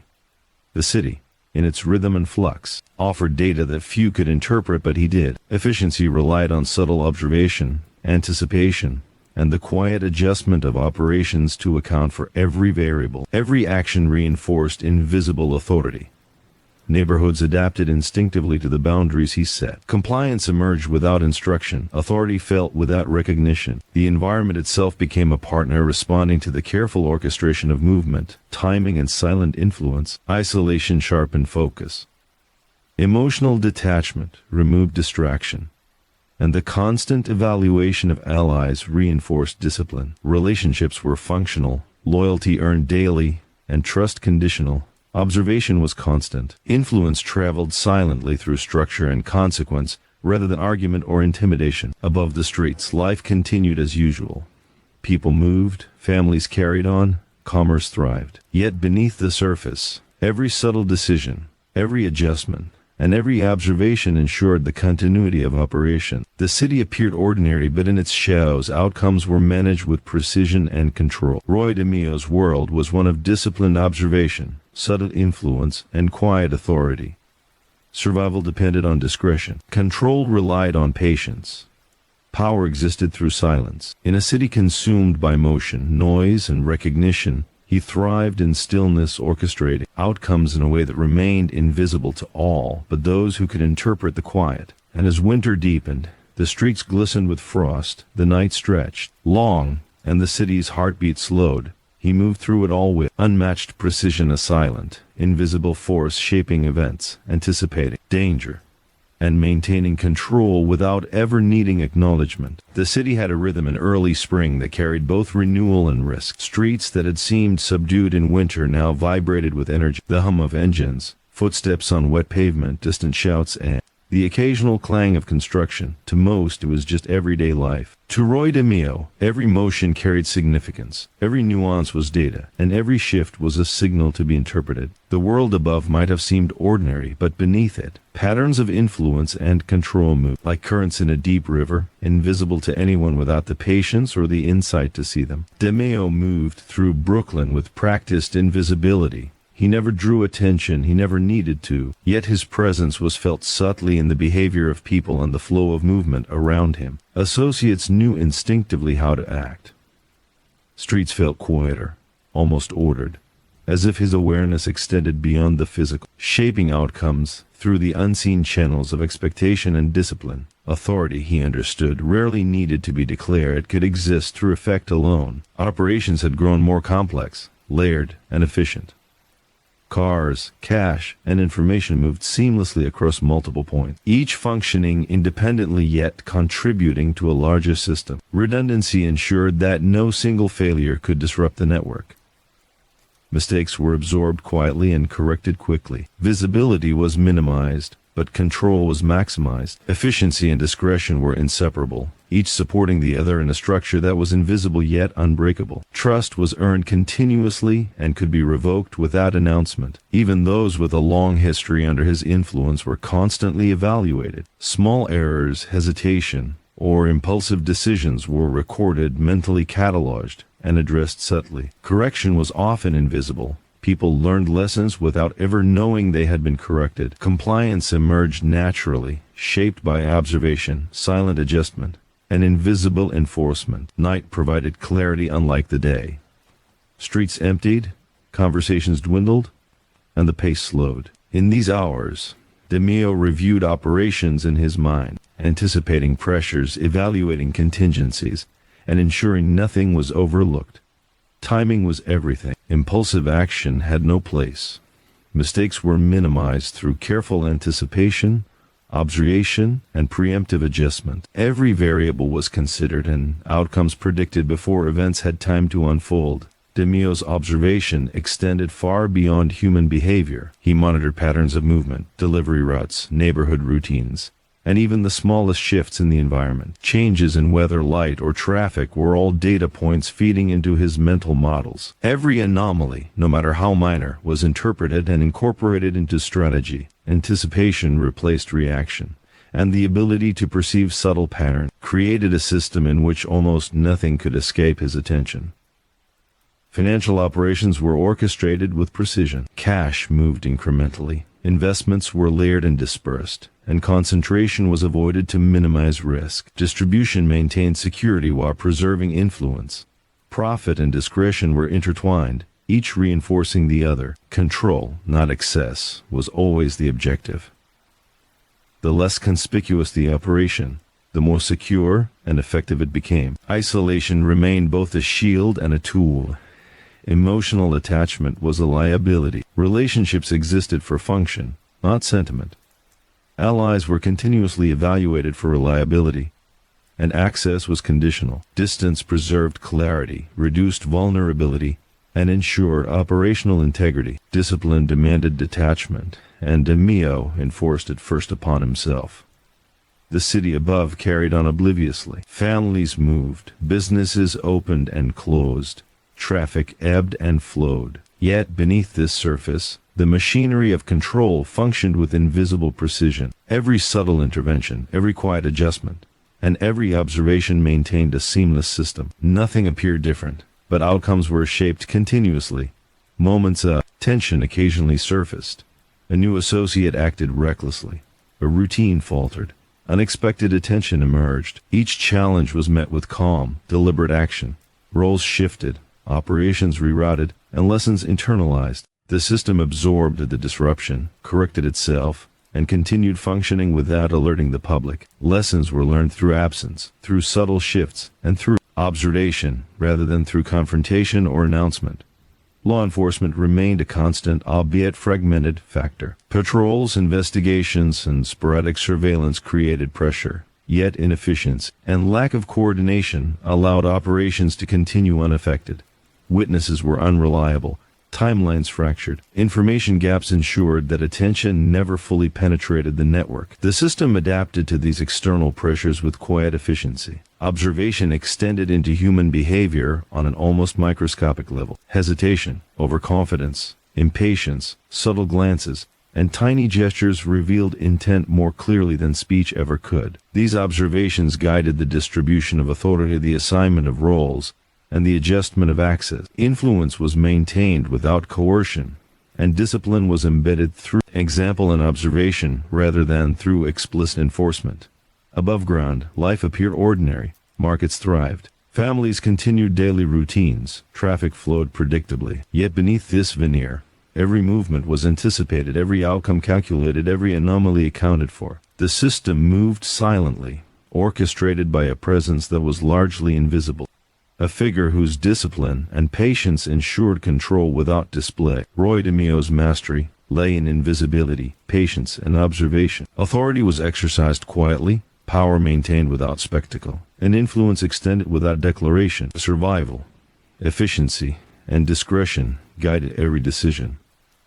In a city addicted to motion, noise, and attention, he thrived in stillness. In a world chasing recognition, he succeeded through absence, shaping events without drawing notice. As spring deepened, the streets glistened with rain, the night stretched long, and the city's pulse carried subtle new patterns. Through it all, DeMeo remained steady, unseen, and deliberate, a silent force, orchestrating outcomes with precision, shaping the rhythm of life in a world that moved fast but noticed little, guided entirely by his patient, calculating presence. The city in midsummer carried a relentless energy. The streets were alive with the sounds of engines, conversations, music spilling from open windows, and the occasional shouty match that quickly dissolved into laughter. The air was thick, humid, carrying scents of hot asphalt, food stalls, and the distant river. For most, it was vibrant, chaotic, and alive.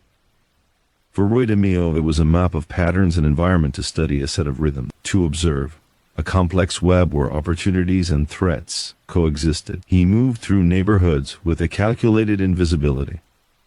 People brushed past him without a second glance. Yet the city's behavior shifted subtly in his presence. Streets felt more orderly, decisions were made cautiously, and the flow of activity followed invisible cues he had planted over years of observation. Power, he understood, was less about spectacle and more about effect, a silent shaping of outcomes without announcement. Operations had become a network of interlocking components. Cars, cash, and information moved through channels designed for maximum efficiency and minimal visibility. Each element operated independently, yet each fed into a larger system that was resilient to disruption. Failures were contained, errors corrected quietly, and no action drew unnecessary attention. Control was maintained not through fear, but through structure, observation, and consequence applied with subtlety. Trust remained a carefully managed asset. Even long-time associates were evaluated continuously. Small errors, hesitation, or overconfidence could quietly alter a person's standing. Correction was often invisible, implemented through adjustments in responsibility or access. The culture encouraged instinctive compliance, teaching lessons silently and reinforcing discipline without public confrontation. Authority was understood, not announced. Observation extended beyond people to the patterns of the city itself. Traffic flows, business routines, the timing of deliveries, and even minor environmental shifts all were cataloged mentally. Deviation from patterns was analyzed. Opportunities or threats were anticipated before they manifested. Patience was the key. Those who moved impulsively revealed themselves. Those who moved deliberately became assets. Timing mattered more than force. Financial flows were precise and methodical. Cash was moved in increments, investments layered and dispersed, avoiding concentration that could attract attention. Distribution maintained influence while mitigating risk. Each transaction was carefully designed to ensure profitability while maintaining invisibility. The success of operations depended on both efficiency and discretion. Isolation was deliberate and strategic. Emotional detachment allowed clarity of judgment. Relationships existed for function, not sentiment. Allies were continuously monitored, and access adjusted according to reliability. Presence was purposeful, engagement was controlled, and interaction was measured. Distance reduced exposure and maintained operational integrity. The night brought a clarity that daylight obscured. Streets emptied, voices diminished, and the pace of the city slowed. During these hours, DeMeo reviewed operations in his mind, anticipating potential challenges and evaluating contingencies. Every choice was calculated, every action deliberate. Mistakes were minimized because anticipation allowed adjustment before events could escalate. Even within trusted circles, subtle behavioral cues were constantly observed. Hesitation, overconfidence, impatience, and small gestures revealed intent more clearly than speech. Lessons were absorbed without confrontation. Correction was quiet, permanent, and effective. The system maintained itself through observation, instinct, and subtle enforcement. Those who faltered disappeared from influence without drama, reinforcing compliance in the group. Law enforcement activity remained constant but inconsistent. Patrols, sporadic investigations, and fragmented surveillance create pressure, but inefficiency and miscommunication reduced effectiveness. Evidence was incomplete, witness statements conflicted, and attention was diffused. DeMeo leveraged these weaknesses, ensuring operations continued uninterrupted while remaining invisible. Observation and adaptation replaced confrontation and exposure. Environmental awareness was critical. Changes in weather, lighting, traffic, or even neighborhood energy informed operational adjustments. Every anomaly was noted and incorporated into mental simulations of outcomes. By anticipating the city's subtle shifts, he maintained control even in volatile circumstances. Predicting behavior allowed him to act before others realized action was needed. Every action reinforced authority through effect. Neighborhoods instinctively adjusted to his presence. Compliance emerged naturally, without instruction or overt enforcement. Influence extended silently, boundaries respected instinctively. Power existed because it functioned, not because it was displayed. Isolation sharpened focus and reinforced discipline. Emotional detachment reduced distraction and minimized vulnerability. Relationships were functional, loyalty conditional, and trust constantly evaluated. Observation and discretion were the tools of influence, guiding behavior without coercion. Above the streets, life appeared ordinary. Families moved about their routines, businesses thrived, and traffic flowed predictably. Yet beneath this surface, the mechanisms of control operated with precision. Every subtle adjustment, every quiet intervention, every observed behavior ensured that the system continued seamlessly. The city functioned according to visible chaos, but the outcomes were subtly orchestrated. Roy DeMeo's power lay in observation, patience, and invisible influence. Authority was exercised quietly, influence extended without announcement, and outcomes were controlled without spectacle. Survival depended on discretion, efficiency, and subtlety. In a world addicted to motion and recognition, he succeeded through restraint, shaping events through silence and presence alone. And as the summer nights deepened, warm and heavy with humidity, the city's energy continued to pulse. Roy DeMeo moved through it unseen yet present, guiding outcomes, anticipating threats, and maintaining control with precision, patience, and quiet authority, leaving no trace of his work except in the seamless rhythm of a city that believed it was simply moving on its own. The early autumn air carried a subtle chill, yet the city remained alive with movement. Streetlights reflected on damp sidewalks from a recent rain, and the smell of wet asphalt mingled with the faint aroma of food vendors closing for the night. The city's rhythm was both predictable and deceptive, and Roy DeMeo thrived within it. He moved with a precision that made him appear ordinary, while orchestrating outcomes few could perceive. The streets were a map, and he read it like a living organism, understanding every pulse, every gap, every irregularity. DeMeo's approach had always been methodical. Every decision, every movement, and every relationship had purpose. Visibility was avoided, but influence was asserted through subtlety. He did not need to announce authority, it existed in effect alone. People adapted instinctively to his presence. Neighborhoods shifted quietly, routines altered subconsciously, and even those unaware of him operated along the boundaries he set. Influence worked best when invisible. Operations had grown increasingly sophisticated. Cars, cash, and information flowed through multiple, layered channels. Each component functioned independently, but contributed to a cohesive whole. Failures were contained. Errors were corrected quietly. No action drew unnecessary attention. Precision and discretion were inseparable, and the success of one operation reinforced the stability of the entire network. Trust was earned continuously, never assumed. Even seasoned associates were under constant evaluation. Minor missteps, hesitation, or impulsive action could quietly alter standing. Correction was subtle and effective. Lessons were absorbed silently, and compliance became instinctive rather than enforced. Authority was understood because it functioned, not because it was declared. Observation extended beyond people into the very fabric of the city. Patterns of traffic, delivery schedules, business routines, and environmental shifts were all cataloged mentally. Any deviation was analyzed for opportunity or threat.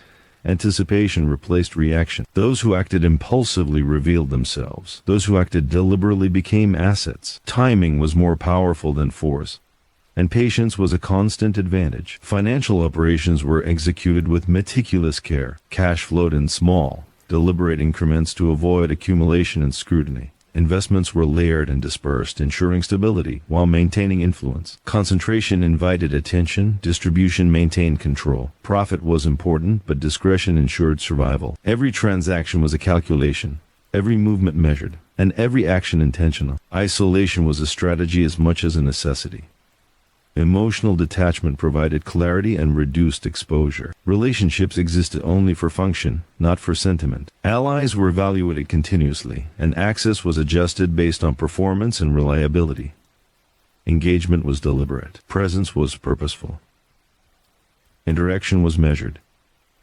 This distance was not coldness, it was a safeguard. The night brought its own clarity. Streets quieted, voices faded, and the pulse of the city slowed. During these hours, DeMeo reviewed operations in his mind, rehearsing contingencies and anticipating challenges. Mistakes were minimized through preparation and observation. Decisions were deliberate, outcomes predicted before events had time to unfold. Even within trusted circles, subtle cues were constantly observed. Hesitation, overconfidence, impatience, and minute gestures revealed intent far more clearly than speech. Corrective action was quiet but absolute. The system maintained itself through observation, subtle influence, and invisible enforcement. Those who faltered faded from influence without spectacle, reinforcing compliance through absence rather than confrontation. Law enforcement, ever present but inconsistent, remained a variable to monitor. Patrols, investigations, and sporadic surveillance created pressure, yet inefficiency and fragmentation allowed operations to continue uninterrupted. Evidence was incomplete. Witnesses conflicted. Attention diffused. DeMeo leveraged these weaknesses, ensuring security and continuity without exposure. Observation and adaptation replaced confrontation and risk.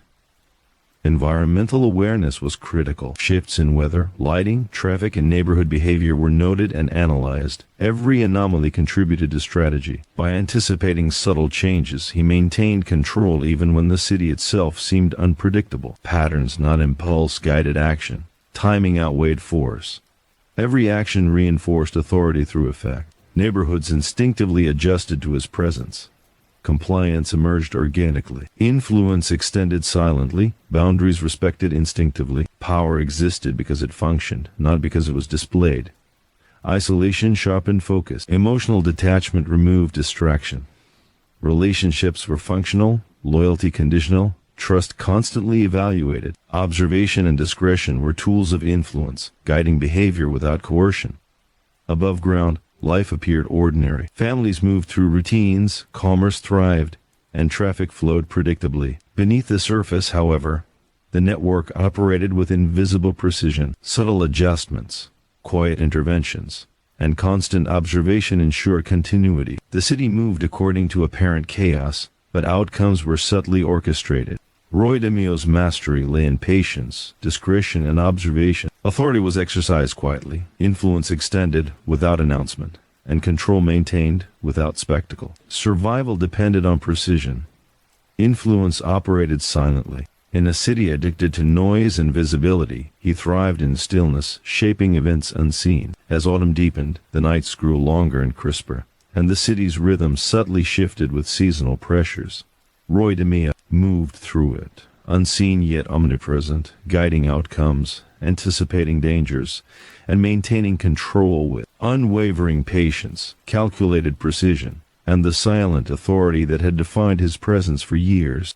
The city had a peculiar cadence in late autumn, when mornings were gray, streets slick with rain, and the fog lingered long after sunrise. Life above ground continued in its usual rush. Commuters hurried to work, merchants prepared for the day, and children made their way to school. But beneath this ordinary layer, the invisible rhythm's influence pulsed in a way few could perceive. Roy DeMeo understood these rhythms better than anyone. To him, the city was a living organism, and he moved through it with a precision and awareness that rendered him nearly invisible, yet undeniably present. He navigated the boroughs with deliberate invisibility, observing without being seen. Every passerby, every delivery route, every minor interaction was noted, cataloged, and interpreted. Even the briefest pause in movement or the faintest hesitation in a pedestrian's gait revealed patterns of behavior. These small details formed a map that allowed him to anticipate the city's movements, to prepare for disruptions, and to exploit opportunities without exposing himself or his operation. Power, he knew,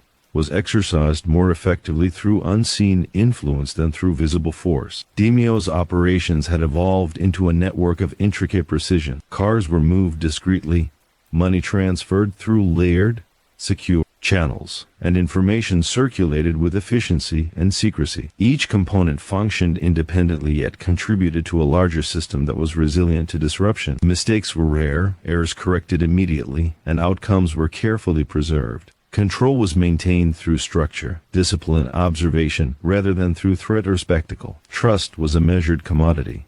Even those who had been part of his circle for years were evaluated continually. Small mistakes, hesitations, or impulsive decisions altered positions subtly, without confrontation. Lessons were learned quietly, compliance embedded through observation and consequence rather than overt correction. Authority was communicated through effect, not announcement. People adapted instinctively to the system, often without realizing it. Observation extended beyond individuals to the broader patterns of the city. Traffic flows, delivery schedules, the timing of businesses opening and closing, and even subtle environmental cues were all part of a mental framework that allowed him to predict outcomes. Deviations from these patterns were examined for risk or opportunity. Anticipation replaced reaction, and careful patience gave him an advantage over those who acted impulsively. Timing was the instrument through which control was exercised. Financial operations continued with methodical care. Cash flowed incrementally to avoid detection, investments were layered and dispersed, and accumulation was avoided to minimize risk.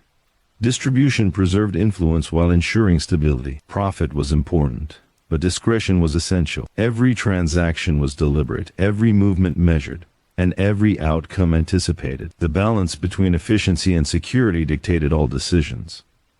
Isolation was both a strategic tool and a personal safeguard. Emotional attachment created vulnerabilities. Relationships existed solely for function. Allies were evaluated continuously, their access adjusted according to reliability and performance. Engagement was purposeful, interaction measured, and presence always intentional. Distance provided clarity and reduced exposure, allowing DeMeo to maintain operational integrity. The night offered a different kind of clarity. As streets emptied and noise diminished, he reviewed operations in his mind, simulating contingencies and anticipating possible disruptions. Mistakes were minimized because preparation preempted problems before they had a chance to manifest. Every choice was calculated, every action deliberate, and every outcome anticipated. Observation and foresight were more powerful than force. Even among trusted associates, subtle behavioral cues were constantly assessed. Small gestures, hesitations, or signs of impatience revealed intentions far more clearly than words. Corrective action was discreet but decisive.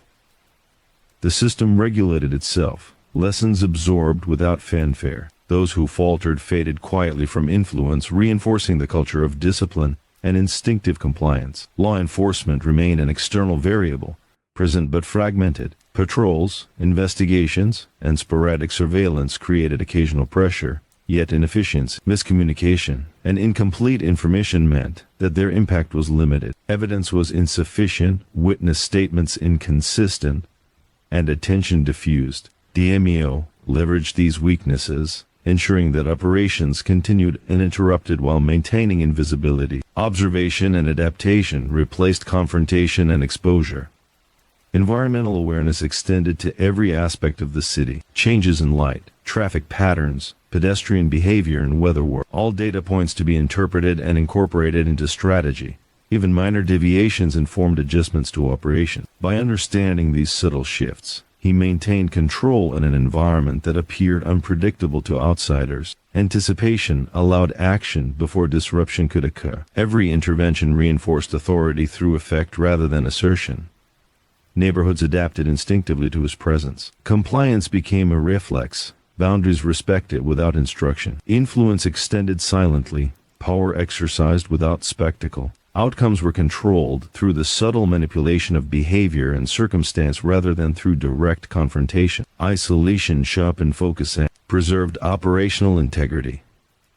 Emotional detachment removed distraction and reduced vulnerability. Relationships were functional, loyalty conditional, and trust continually reassessed. Observation and discretion were the tools through which influence traveled, shaping behavior without coercion. Above ground, life appeared ordinary. Families moved through routines, businesses operated as expected, and traffic flowed predictably. Yet beneath this surface, The machinery of control operated with precision. Subtle adjustments, quiet interventions, and continuous observation ensured seamless functioning. The city's apparent chaos masked the silent orchestration that guided outcomes. Roy DeMeo's expertise lay in invisibility, patience, and observation. Authority was maintained quietly, influence extended without announcement, and power exercised without spectacle. Survival relied on discretion. Control relied on anticipation. Influence operated silently, guiding behavior and shaping outcomes. In a city addicted to noise, recognition, and spectacle, he thrived in stillness, mastery achieved without drawing notice. As autumn deepened into the cold approach of winter, the streets grew quieter, the nights longer, and the fog more persistent. Through it all, Roy DeMeo remained steady, unseen yet omnipresent, orchestrating outcomes, anticipating threats, and maintaining control with patience, precision, and the silent authority that had defined his presence for decades. Winter in New York carried a certain weight of stillness that disguised constant motion, silent, punctuated by distant horns and the muffled shuffle of pedestrians over icy sidewalks. The air was crisp, carrying the sharp scent of exhaust and smoke, blended with the faint aroma of roasting chestnuts from street vendors. For most, it was merely another season to endure. For Roy DeMeo, it was a landscape of data, every subtle shift, every minor detail contributing to a living map of opportunity, risk, and control. The city revealed its patterns to those patient enough to watch, and he was unrivaled in his capacity to read them. He moved through Brooklyn with the kind of quiet that made him invisible, yet his presence left subtle effects in the behavior of those around him. People adjusted instinctively, streets seemed more orderly and even. The rhythm of commerce shifted in ways they did not understand. Authority, he knew, was most powerful when it existed in effect rather than declaration. Influence operated through perception, anticipation, and subtle intervention. Power required no spectacle, it required results. His operations had reached a level of complexity that demanded constant attention. Cars, cash, and information flowed through layered channels designed to minimize exposure, while maximizing efficiency. Each component functioned independently yet fed into a larger, resilient system. Mistakes were absorbed quietly, corrections implemented immediately, and outcomes preserved. Structure, observation, and discipline were more effective than overt force. Trust remained conditional. Even long-standing associates were continuously evaluated. Minor errors, hesitation, or impulsive action could quietly alter a person as standing. Correction was subtle and invisible, often enacted through adjustments to responsibilities or access. Lessons were absorbed without discussion. Compliance became instinctive rather than imposed. Authority was understood because it produced results, not because it was announced. Observation extended beyond people into the wider environment. Delivery schedules, traffic flows, business operations, and even seasonal shifts in behavior were cataloged mentally. Deviations were analyzed for risk or opportunity. Anticipation replaced reaction, and patience became an advantage over those who acted impulsively. Timing, more than force, dictated success. Financial operations were deliberate and precise. Cash moved in increments, avoiding accumulation that might attract scrutiny. Investments were layered and dispersed to maintain security and influence. Profit was achieved without exposure. Every transaction, every movement, and every adjustment was calculated to preserve the integrity of the network. Discretion and efficiency were inseparable. Isolation was both strategy and necessity. Emotional attachment introduced risk. Relationships existed only for function. Allies were assessed continuously, their access adjusted based on reliability and performance. Engagement was purposeful, presence deliberate, and interactions measured. Distance preserved clarity and reduced vulnerability, ensuring operational continuity. The night brought clarity unlike the day. As streets emptied, commerce slowed, and voices diminished, DeMeo reviewed operations mentally, anticipating potential challenges and rehearsing contingencies. Mistakes were minimized because preparation allowed action before problems could escalate. Every choice was deliberate, every action calculated, and every outcome predicted in advance. Observation and foresight were far more powerful than force. Even within trusted circles, subtle behavioral cues were constantly monitored. Gestures, hesitation, impatience, and overconfidence revealed intentions more clearly than speech. Corrective measures were quiet yet decisive. The system maintained itself, lessons absorbed silently. Those who faltered faded from influence without spectacle, reinforcing discipline and instinctive compliance in the group. Law enforcement remained a variable. Patrols, sporadic investigations, and fragmented surveillance create intermittent pressure. Yet, inefficiency, poor communication, and incomplete evidence ensured minimal disruption. Attention was diffused, evidence inconsistent. DeMeo adapted effortlessly, ensuring continuity while remaining invisible. Observation and anticipation replaced confrontation and risk. Environmental awareness was essential. Changes in light, traffic patterns, pedestrian movement, and even minor shifts in neighborhood energy informed operational adjustments. Every anomaly became a variable in mental models that allowed him to predict outcomes and maintain control. The city's apparent unpredictability was manageable because he understood its subtle rhythms. Every action reinforced authority through effect rather than assertion. Neighborhoods adjusted instinctively to his presence. Compliance emerged without instruction. Influence traveled silently. Boundaries respected instinctively. Power existed because it was functional, not because it was displayed. Outcomes were shaped through behavior, timing, and subtle influence rather than confrontation. Isolation sharpened focus and maintained operational integrity. Emotional detachment removed distraction and minimized vulnerability. Relationships were functional, loyalty conditional, trust continuously assessed. Observation and discretion guided behavior, shaping outcomes without coercion.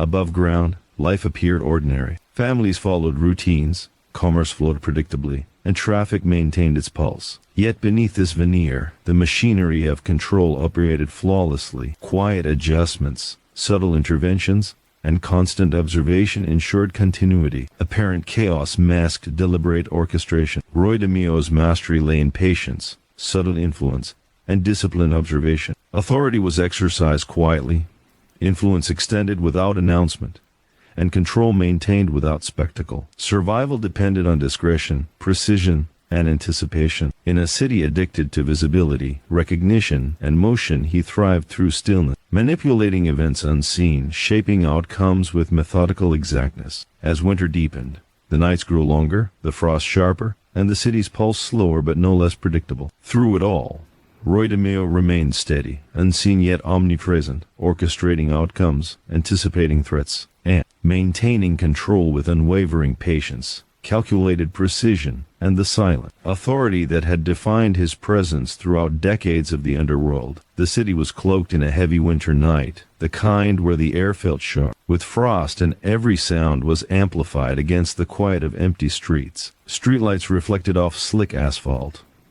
and the distant hum of traffic on the avenues carried like a ghost. Most people retreated indoors, leaving the streets to an eerie calm. To Roy DeMeo, however, this was the environment where clarity and control could be exercised with unparalleled precision. He moved through the shadows of Brooklyn with the confidence of a man who had studied every inch of his domain, every rhythm of the city, every micro-pattern of human behavior that unfolded without notice. He had learned to read the city as one might read a living organism. The faint shuffle of footsteps, the pause of a delivery truck, even the way the fog gathered along certain streets all spoke volumes. Each signal, no matter how minor, was integrated into a mental map of risk and opportunity. For DeMeo, the city communicated constantly, whispering details that most ignored. Observation had become instinct, and instinct had become power. His operations had grown into an intricate network of control. Vehicles moved seamlessly between locations, money circulated through layered channels, designed to minimize exposure, and information traveled swiftly yet invisibly. Every part of the system operated independently, but every part was interdependent, feeding into a cohesive whole. Failures were isolated, errors corrected without notice, and outcomes preserved with almost mathematical precision. Efficiency and discretion were inseparable. Visibility was a liability, and subtlety was the ultimate weapon. Trust, in DeMeo's world, was earned daily and constantly evaluated. Even the most loyal associates were subject to scrutiny. A momentary lapse, hesitation, or impulsive decision could quietly shift one's role or standing. Correction was subtle yet absolute. Lessons were absorbed without confrontation. Compliance became instinctive, And authority was understood because it functioned, not because it was declared. Influence was most effective when it traveled silently, shaping behavior without spectacle. The night offered clarity that daylight obscured.